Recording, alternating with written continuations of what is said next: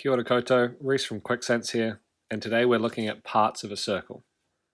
So with this question here, it's asking us essentially to label all the parts of the circle, and we are looking for the radius.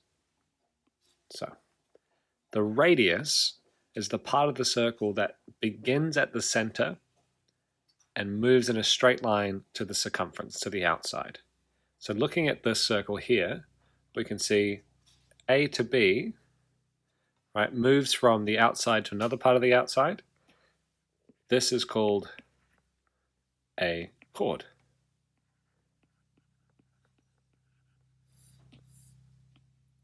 Now, CB goes through O, which is the center of our circle, but because it goes all the way through from one side to the other, BC is a diameter, or is the diameter. And finally, last but not least, OD starts at the center and moves all the way out to the circumference. So OD is a radius.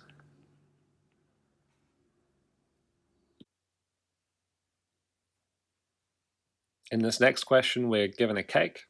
It's got center O, and it's been cut along the dotted lines. We've been asked to describe all the different pieces of the cake. So the first thing we're going to do is label. So we're going to label A, B, C, and D. And we're going to take it in turn to figure out all of these different parts. So starting with A, what I can see is it does include the center.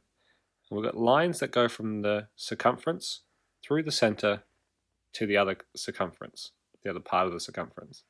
And then we've got a nice little arc on the outside. So this is a segment, right? But it's a special kind of segment because it's half of the circle. A is a semicircle. We can actually see another segment on here.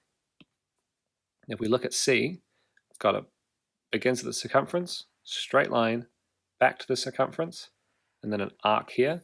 This is not a particularly special kind of segment, so we're just going to call it segment. Okay. Looking now at B, right, we can see it begins at the center, fans out in two different places, so it's not a straight line, right? It comes from the center, and then we've got a little arc here. This is called a sector. B is a sector of the circle.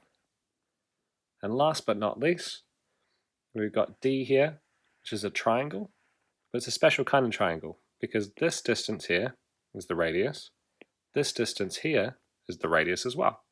So it's a triangle with two sides that are the same, which is an isosceles triangle. And clearly, you want to take piece number A, the biggest piece.